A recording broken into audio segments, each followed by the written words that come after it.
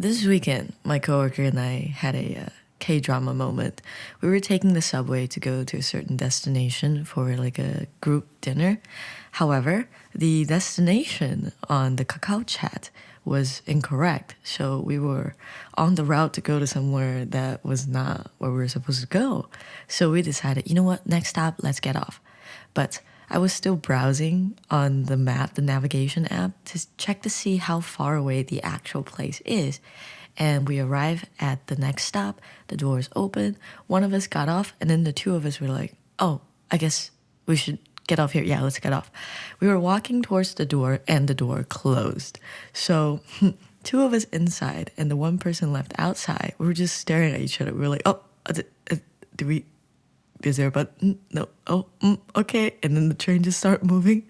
And then we just had this prolonged eye contact like, oh no, we messed up.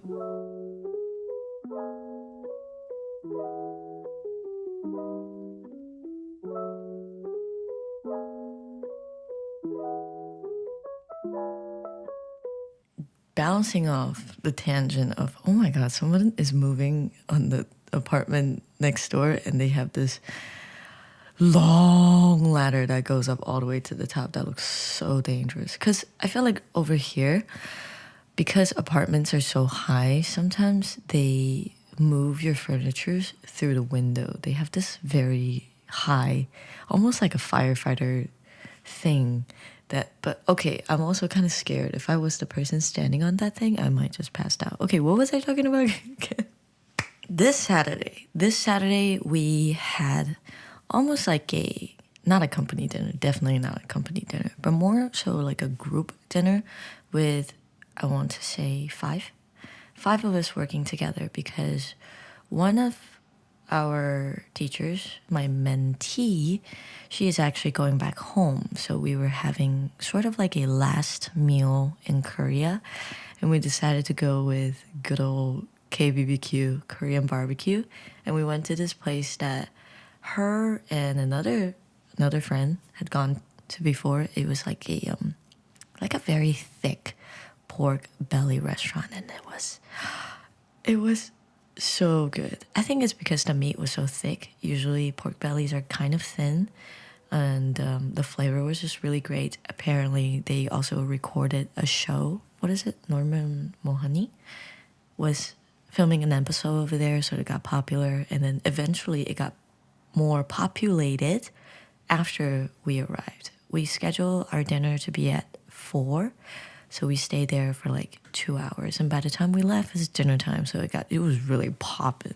My coworker also suggested that I film while we eat there so that she can look back on this memory on YouTube when she gets home, when she's quarantining. I mean, she doesn't have to quarantine, but she's quarantining considering her mother's health conditions, so she's gonna binge my YouTube channel. Apparently. Fun fact, I was not aware, but that restaurant was, I want to say, like a block away, legit a street away from Hybe.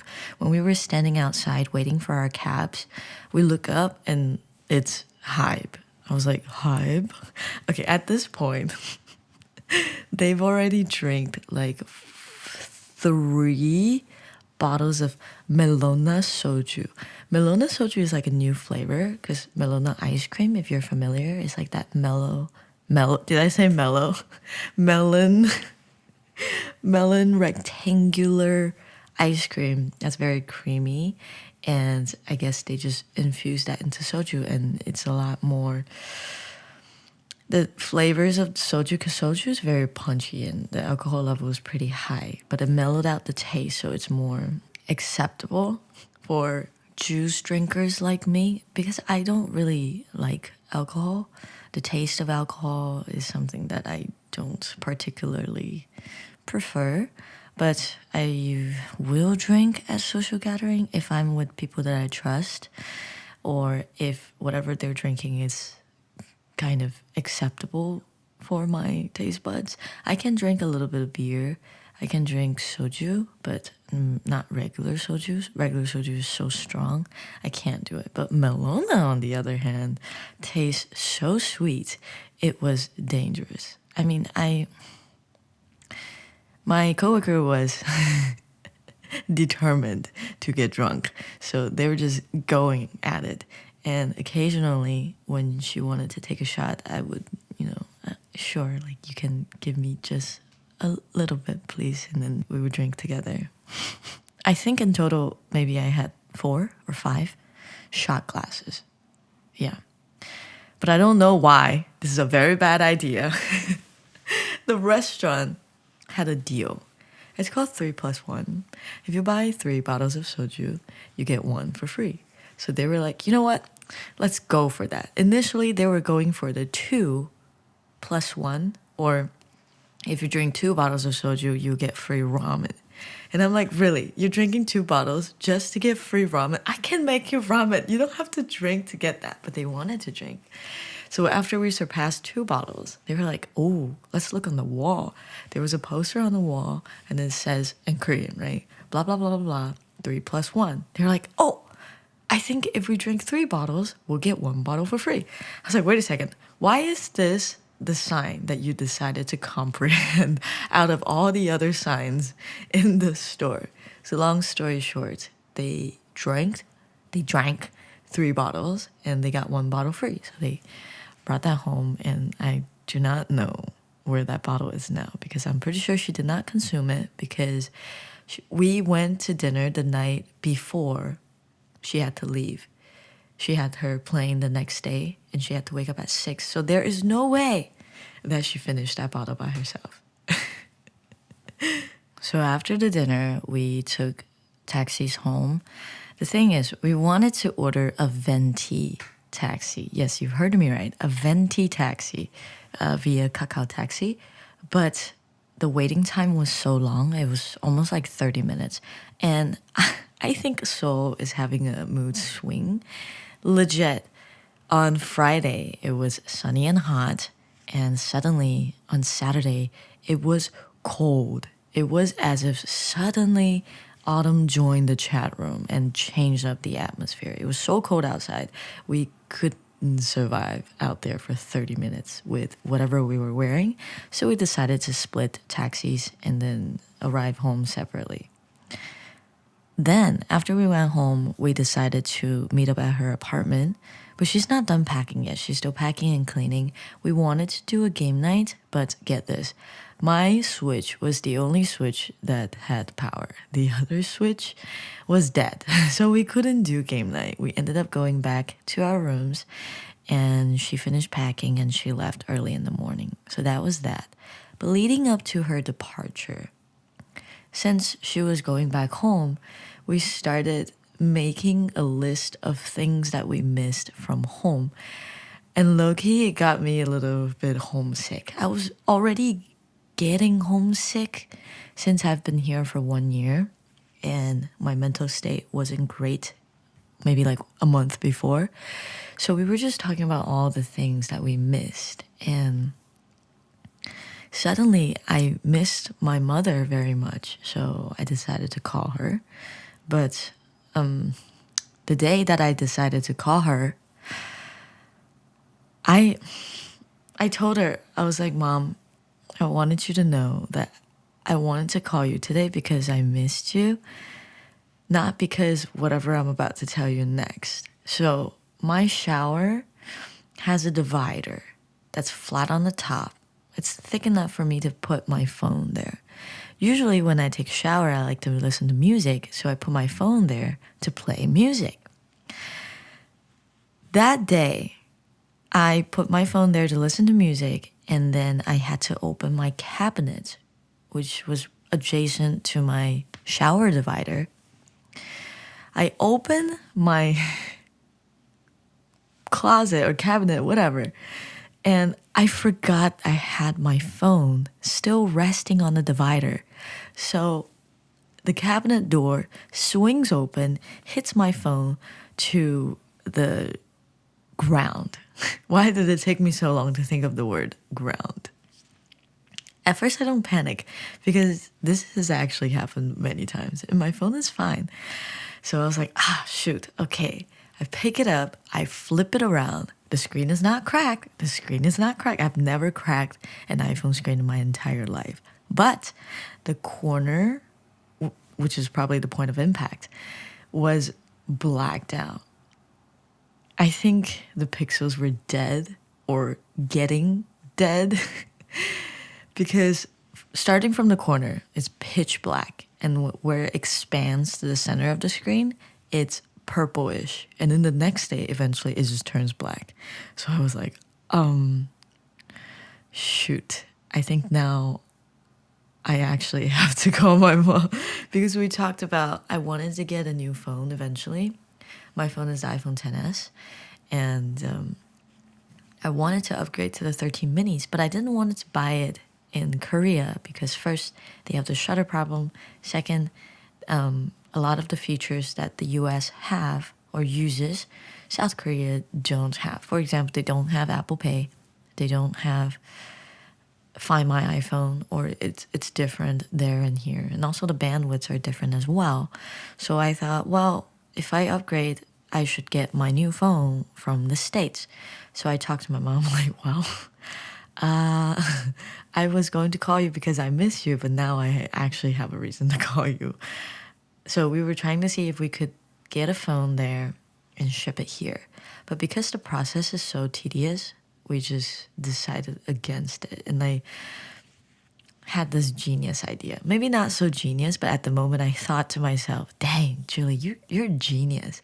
So I was going to buy a used 12 mini here. I checked the trade-in value for a 12 mini. It's around $390. So people are selling for about 700, 600, some even at like 800, whatever, but I'm not looking at that. My goal is to buy a used 12 mini with good battery percentage and the price no higher than 700. That way, I literally only spend half of the money because I'm going to trade it in later and get that trade-in value to buy a new phone. So that was my plan. That way, that phone is not going to be my permanent phone, so I don't have to worry about losing the features that I actually need in the States.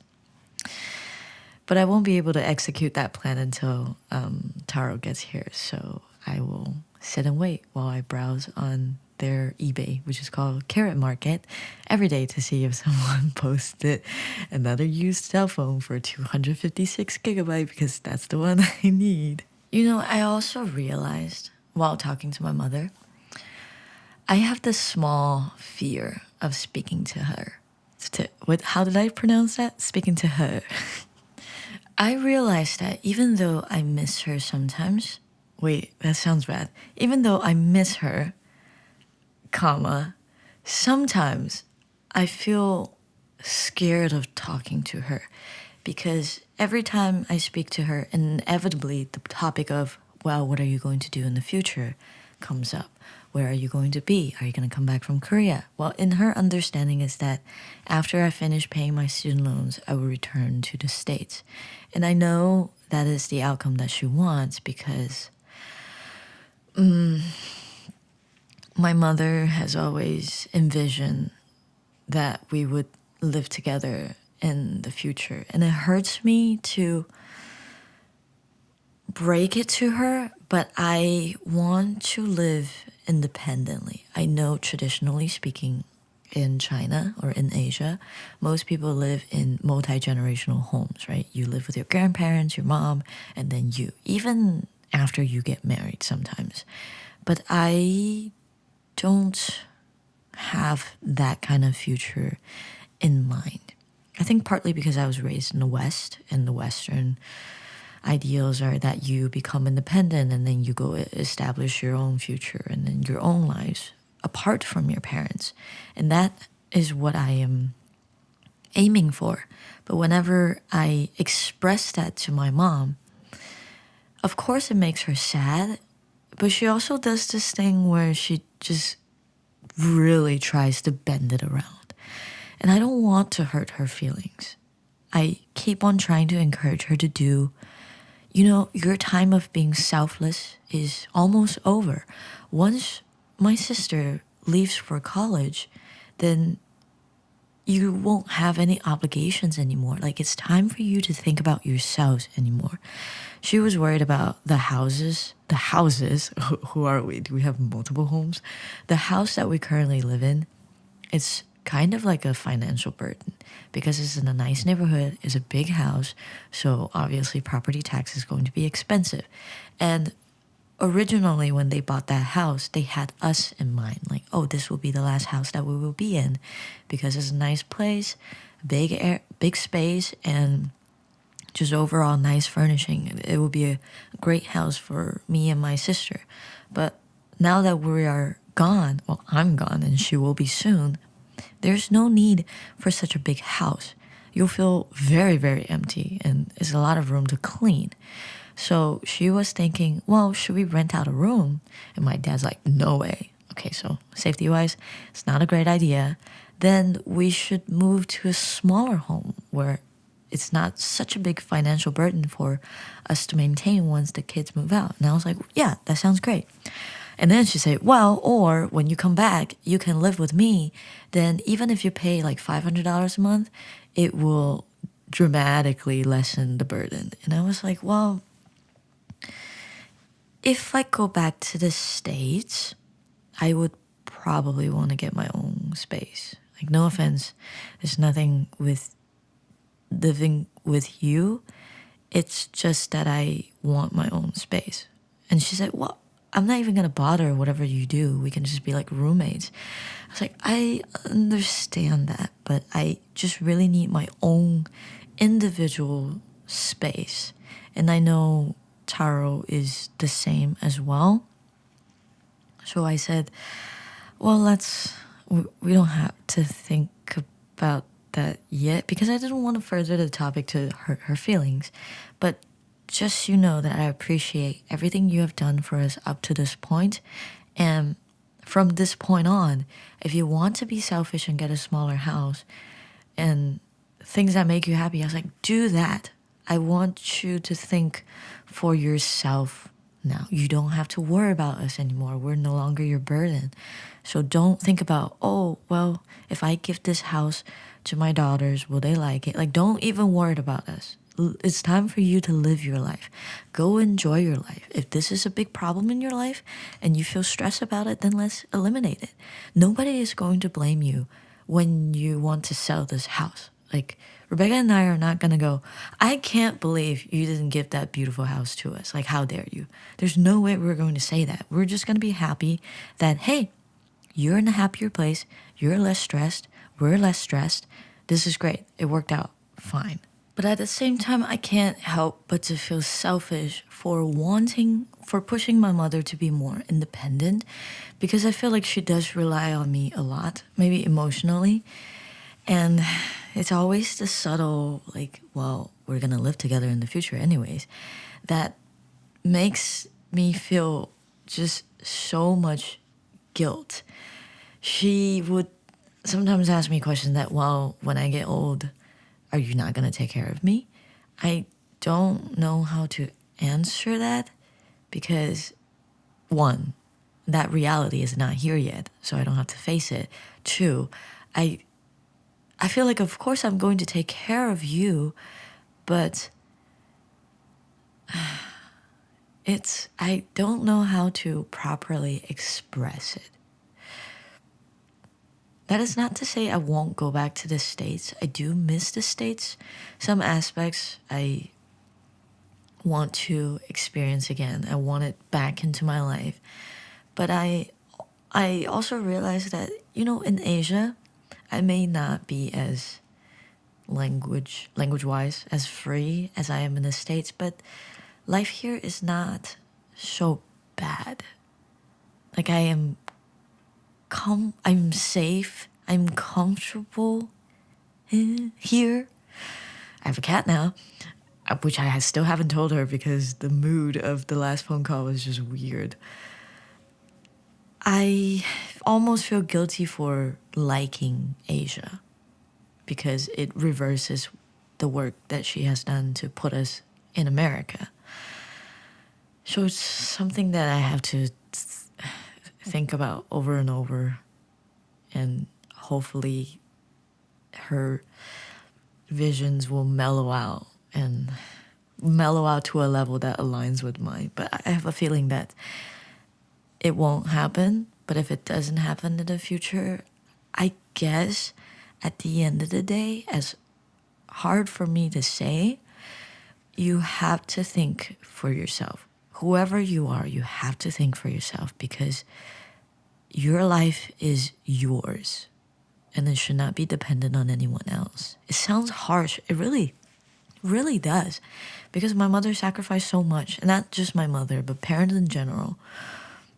And now I'm at a position where I'm thinking about myself first. Just feels incredibly wrong. But I am trying to look at it from a healthy perspective. And if my mother needs me, of course I will be there. If she is sick, of course I will be there. That's no question. But I don't want her to construct any idea based on those what ifs. Like, I want her to think more concretely, if that makes sense. Anyways, that's what has been clogging my mind for the past 2 weeks. My phone, homesickness, this dinner, and now my mother. They just keep coming and attacking me from left and right. Well, the good thing is, these days, they're flying so many planes over us, it was kind of terrifying. Especially last week. They were just every 15 minutes was a military grade plane. And we're like, hello, are we going to war? Should I book a ticket? Because I'm pretty sure if there is a war, I will go back to the US. Korea, I love you though, but I have to go back. I need to be safe in the land of the free. Even though sometimes it's not so safe. I realized that I walk home so late here. I would never be able to do that in the States. And it makes me kind of sad because it's true. Anyhow, thank you for listening to the 48th rant podcast of lactose intolerant. I hope wherever you are, you're staying safe and you are happy with where you are in your life right now. And if you're not, which is fine, a lot of us are not, I hope that you are working towards getting to the place that makes yourself truly happy. And it doesn't have to be something significant. Just start with small habits that makes you happy and then build your way up from there. Baby steps. It's fine. I appreciate your existence, not only because you're listening to this podcast, but I'm sure the people around you also believe the same. So go live your best life, bestie. Stay safe. I will see you next time.